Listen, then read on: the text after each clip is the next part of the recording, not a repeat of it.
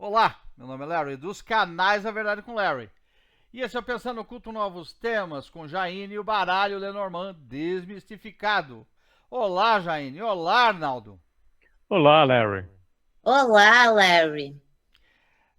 Arnaldo, por favor, temos dúvidas sobre o baralho Lenormand e nossa convidada, Jaine, vai desmistificar para nossas seguidoras e seguidores.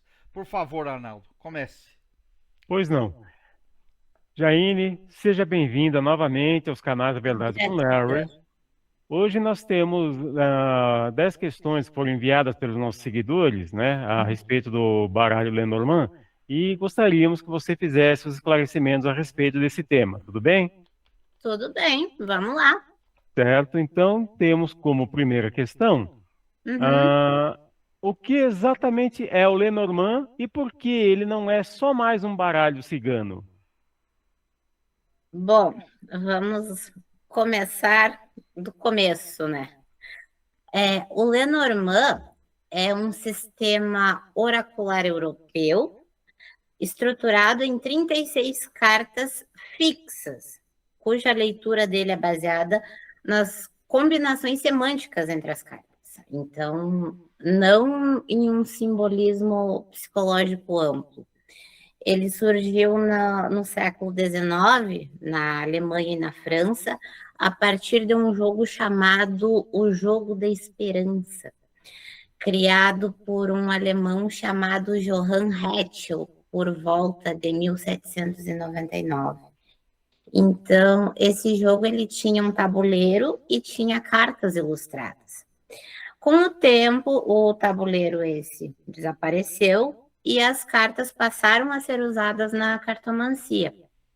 Décadas depois, as editoras começaram a vender o baralho usando o nome da famosa cartomante, né, da Marianne Lenormand, para dar prestígio, para dar mais visibilidade comercial para o produto. Então, o nome pegou e assim nasceu o que hoje a gente chama de Petit Lenormand. Então, a Marianne Lenormand, ela não criou o baralho. O baralho recebeu o nome dela por puro marketing editorial. E isso é importante a gente esclarecer a natureza do sistema, porque ele não nasceu como uma ferramenta mística pessoal de uma vidente, mas como uma estrutura simbólica, simples, que evoluiu para uma linguagem oracular. Agora entra a confusão brasileira, né, do baralho cigano.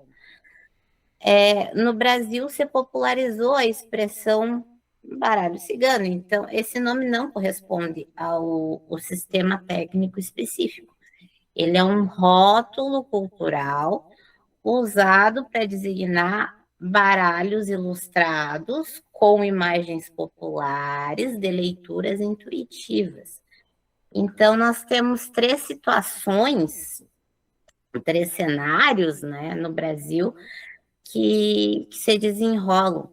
Então, baralhos de 36 cartas inspirados no Lenormand, baralhos modificados com frases e símbolos adicionais, sistemas autorais com significados, não vamos dizer inventados, mas significados mais intuitivos, como a gente tem muita gente aí dentro da cultura afro, a gente vê baralho do Zé Pilintra, tarô dos guardiões e por aí vai. E aí mistura um pouco essa abordagem, mistura Lenormand com intuição e com religião, já sai fora do Lenormand. Então, o Lenormand, ele possui características técnicas claras. Então, eles são 36 cartas fixas, são imagens simples e objetivas, a leitura é combinatória e o significado semântico é estável. Então, a estrutura de tiragem tradicional, como a mesa real, e, portanto, a diferença é direta, né? O baralho cigano é um rótulo cultural popular e o Lenormand é um sistema oracular estruturado, né? Então, quando alguém aprende Lenormand pela escola alemã, ela passa a entender que não está lidando com um conjunto de mensagens espirituais soltas, né? Mas com uma linguagem simbólica, organizada e factual. Certo. Temos então nossa próxima questão. Qual é a diferença central entre interpretar Lenormand e interpretar tarô? Diferença central, a natureza dos símbolos, né? O tarô, ele trabalha com arquétipos, com imagens densas. Cada carta contém múltiplas camadas psicológicas, filosóficas e até espirituais. Um arcano, ele pode falar de estados internos, de processos evolutivos, de fases existenciais. Já o Lenormand, ele não funciona assim. Ele trabalha com símbolos concretos do cotidiano. Então, nós temos a carta do envelope, a carta da casa, do cavaleiro, da árvore, da âncora, do caixão, e por aí vai. Então, esses símbolos, eles não foram criados para representar arquétipos universais da psique humana. Eles foram criados para representar elementos da vida prática. Então, o tarô, ele responde muito bem a perguntas como qual lição espiritual eu estou vivendo, qual padrão psicológico eu estou repetindo, o que eu preciso integrar em mim. Já o Lenormand, ele não responde assim, ele responde a fatos. Então, essa pessoa é confiável? Esse negócio vai avançar? Existe interferência externa? Há risco de perda financeira? O relacionamento continua ou ele termina? O meu contrato vai ser assinado na terça-feira? E então Lenormand explora a clareza factual e dinâmica do acontecimento. É como comprar dois instrumentos diferentes, né? O tarô é um espelho da psique humana. O Lenormand já é um mapa de acontecimentos. Certo. Temos então agora, por que o Lenormand é considerado um sistema objetivo, quase cirúrgico, e não simbólico como o tarô?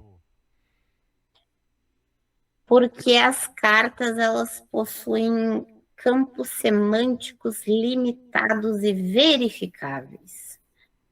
Cada carta ali representa um tema claro da experiência humana da nossa vida cotidiana. Então, eu posso apresentar alguns exemplos simples.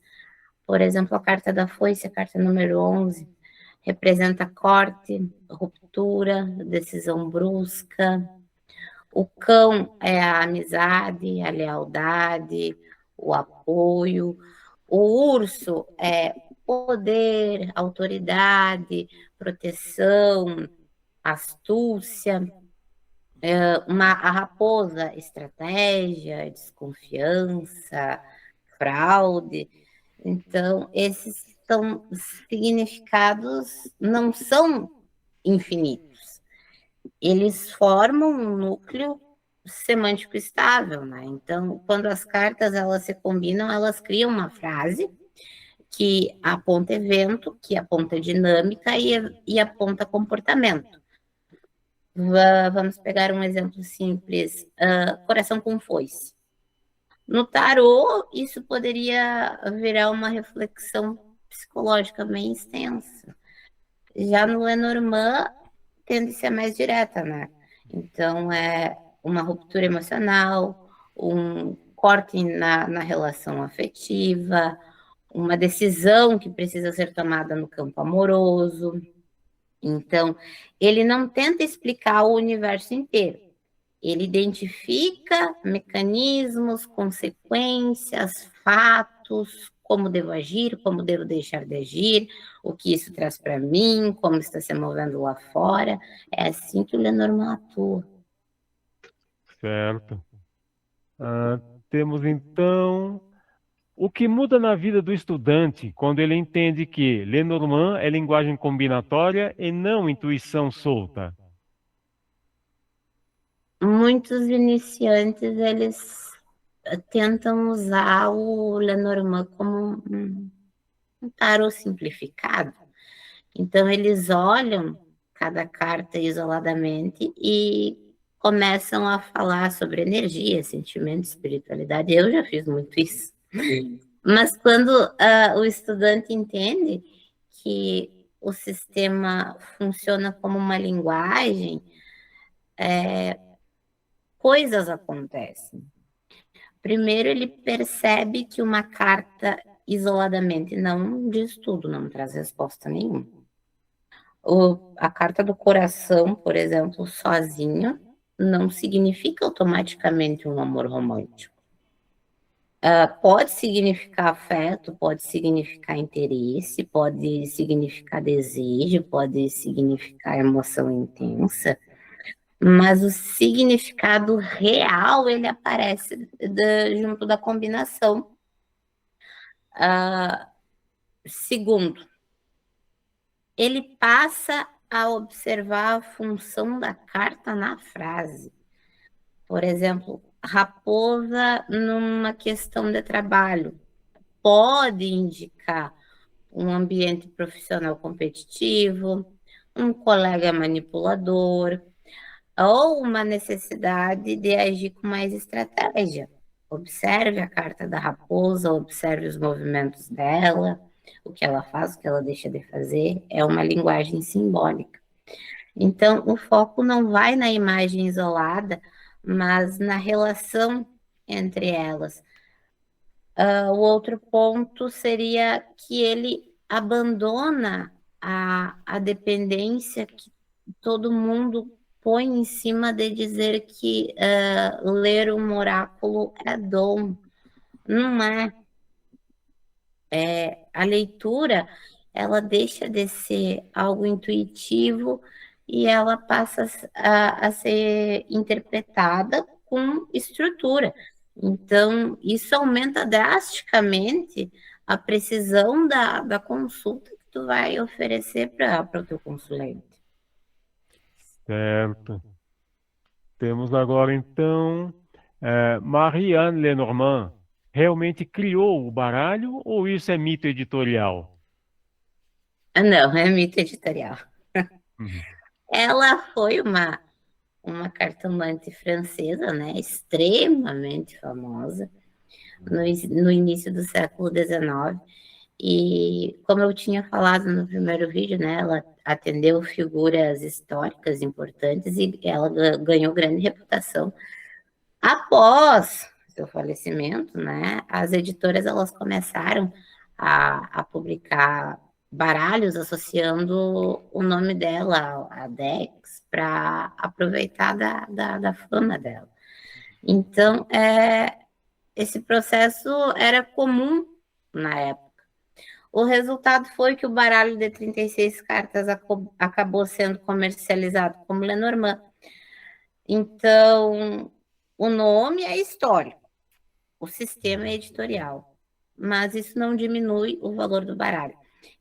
Apenas esclarece a origem real, o que é importante todo iniciante, todo estudante saber, para não fazer confusão depois. E é sempre bom tu ter uma base histórica. Certo, correto. Temos então, qual é o erro mais comum de quem começa no Lenormand e quer viajar demais nas cartas? Tem vários erros, posso dizer por mim. O mais comum é exagerar na interpretação simbólica das cartas, né? Então, algumas pessoas elas começam a transformar cada carta numa narrativa espiritual, numa psicologia extensa demais. Por exemplo, a montanha pode virar um bloqueio kármico profundo da alma, que na realidade, na prática, a montanha costuma indicar algo muito mais simples, não que seja simples, mas é complexo. Ela indica atraso, obstáculo, dificuldade de acesso, resistência. Então, outro erro comum é tentar encontrar mensagem espiritual em tudo. O Lenormand, principalmente pela escola alemã, né, ele trabalha com a realidade cotidiana. Então, ele fala de pessoas, fala de dinheiro, fala de relações, fala de interesses, fala de conflitos, fala de movimento, fala de decisão. Então, quando o leitor exagera demais nessa fantasia, ele perde a precisão que torna o sistema tão útil, tão preciso, tão cirúrgico. Correto. Temos agora, por que as cartas do Lenormand funcionam como palavras e não como arquétipos psicológicos? Ele foi estruturado para representar elementos da realidade concreta. Por exemplo, a carta do cavaleiro, ela representa chegada, notícia, movimento, ação. A carta do envelope, ela representa mensagem, comunicação, documento oficial. A carta da casa, ela representa um ambiente doméstico, o ambiente familiar, o teu estado interno. Então, esses símbolos, eles funcionam como substantivo a verbos de uma linguagem simbólica. Por exemplo, cavaleiro com a carta do envelope ou a carta da carta, né? É uma notícia chegando, uma mensagem recebida, uma comunicação em movimento. Então, o leitor, ele não precisa inventar uma narrativa espiritual para isso. A própria combinação, ela já forma um sentido lógico. Certo. Como se aprende a combinar cartas de forma correta sem virar um dicionário ambulante? Aprender a estrutura em vez de decorar listas, né? Em vez de memorizar centenas de combinações prontas, o estudante ele aprende 3 princípios simples.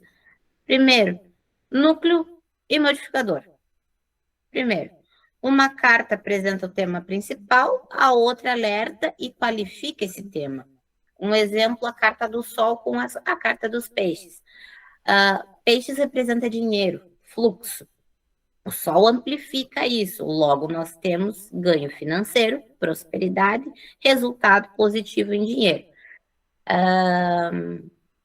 Segundo, a direção da leitura. Algumas cartas, elas representam e mostram ação, como a carta do cavaleiro, né, a primeira, que indica movimento, navio indica também deslocamento, foice indica corte. Outras cartas mostram estado. Por exemplo, a árvore, ela indica estabilidade ou crescimento, a torre indica uma estrutura. Então, a combinação entre ação e estado cria a frase. E depois o contexto da pergunta. Sempre tem que ter um contexto por trás da pergunta, do que tu vai apresentar a um oraculista. A mesma combinação, ela muda de nuance dependendo do assunto da consulta. Outro exemplo, coração e anel. No amor, pode representar um compromisso afetivo, nos negócios, um contrato firmado com entusiasmo, A gramática sempre vai ser a mesma. O contexto é que ajusta o significado. Certo. Temos agora, qual carta você considera a mais mal compreendida pelos iniciantes e por quê? Com certeza a carta da cobra, né? Todo mundo, quando pega a carta da cobra, né, olha para ela, nossa, é uma pessoa perigosa, é uma mulher traidora, é a amante do meu marido, é a fulana que não gosta de mim, do meu trabalho. Como na pergunta anterior, as viagens, né? Mas a cobra, ela representa uma complexidade estratégica e dinâmica venenosa. Então, ela pode falar de rivalidade, de manipulação, de uma sedução calculada e intriga social, uma pessoa que contorna regras, um comportamento sinuoso, também cura, porque o que a cobra tem? A cobra tem veneno, logo ela tem o antídoto. Basta saber ler o contexto da pergunta. Mas é uma das cartas que eu acho mais mal compreendidas. Sempre as pessoas vêm falando de traição ou de uma terceira pessoa, principalmente em jogadas amorosas, né? Mas não é bem isso. Aprofundar melhor no simbolismo da carta, ver o movimento da cobra, por exemplo, como ela se movimenta, qual é o habitat dela, o que ela faz, o que ela deixa de fazer, para assim a gente poder ter uma leitura mais clara, mais limpa e mais dinâmica. Correto.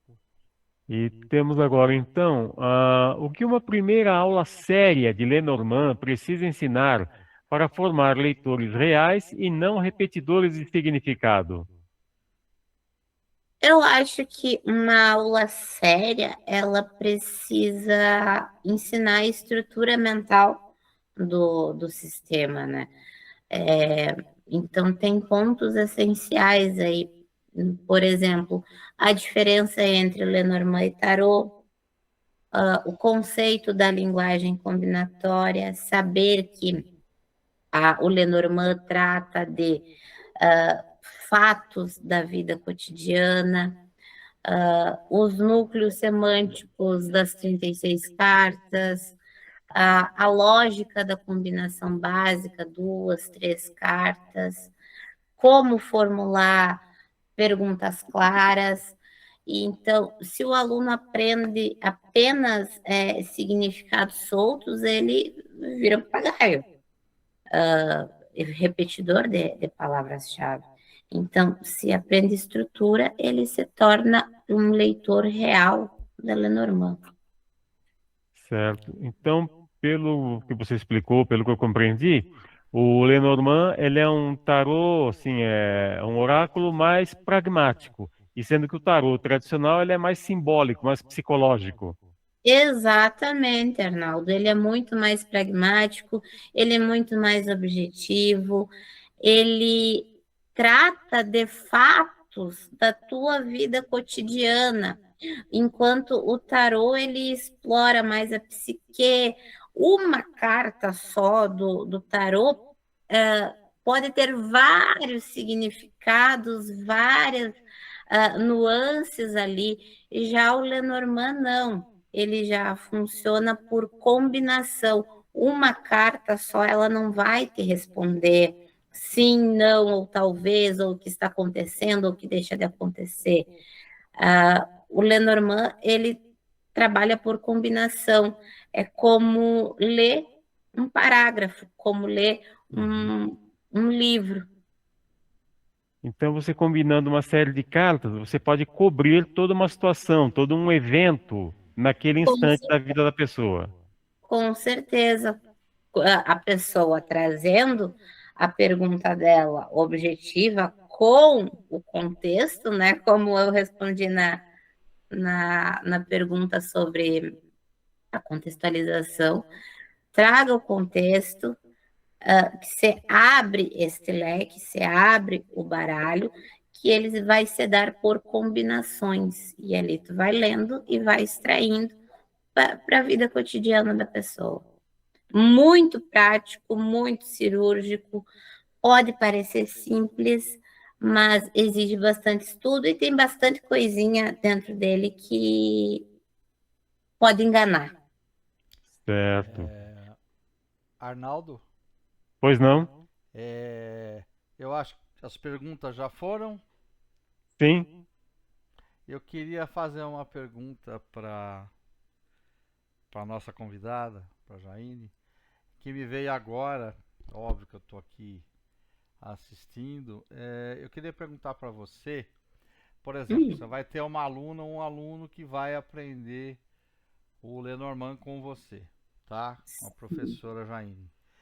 Quanto tempo demora pegando coisas que você já falou aqui, é, eu já percebi o quanto é interessante, quanto que é diferente, na verdade, do tarô em geral, né? Quanto tempo leva para uma aluna ou para um aluno aprender a formar frases completas na leitura do Lenormand? Pegando o gancho do que você falou, que você sai da interpretação automática e você começa a formar quadros na sua mente com aquilo que você está vendo, e aí você vai formar uma frase. Olha, fulano de tal não está te traindo, mas na verdade ele está com outro interesse, mas é outra coisa, enfim, qualquer coisa nesse sentido. Eu queria entender, agora já estamos indo mais perto do final, mas eu queria entender melhor esse seu trabalho de sabedoria, de genialidade como uma oraculista do Lenormand. Por favor. Então, quanto tempo um aluno desenvolveria essa combinação? Vai depender de cada um. Vai depender de cada um. Eu digo, se a pessoa se aplicar, se a pessoa realmente estudar, anotar, verificar, todo dia ir lá pegar, ver o simbolismo da carta, como eu falei também na resposta a uma pergunta, meditar em cima daquilo, ver qual o movimento, por exemplo, a carta da garça. O que a garça faz? Ela tem, no Lenormand, ela indica transição, ela indica movimento, ela indica mudança. Vamos imaginar a garça. O que a garça faz lá no habitat dela?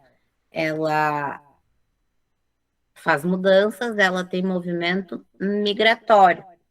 Isso é importante para o estudante compreender e aplicar isso dentro do Lenormand, para ele poder formar a frase. Então, não adianta somente pegar frase por frase, decorar uma por uma e tentar adivinhar só por uma. Muita gente tenta adivinhar, mas pega a carta e combina ela com outra. Também, nunca começa tirando o bloco de 9, tentando fazer mesa real, porque vai te confundir. Sempre pega no máximo 3 cartas. Por que não uma, por que não duas? Porque nas 3 cartas tu vai formar a frase. Tá. Então é óbvio, você evidentemente, se for fazer um curso, se alguém for fazer um curso com você, você vai dando ideia desse raciocínio prático que um oraculista vai ter que ter para poder fazer a leitura, começar com perguntas mais simples ou com menos cartas. Sim. Aí, na verdade, com todo respeito a você, Jaine, no tarô também a gente tem isso, óbvio. Quando você começa a trabalhar, olha, não começa a fazer uma coisa muito grande, porque senão você pode se perder. Você tem que ter um raciocínio, enfim, tem que ter um raciocínio oracular, vamos dizer assim. Acho que você concorda comigo, né? Concordo. Bom, eu como gosto sempre de fazer uma provocaçãozinha no final, eu já tenho amizade.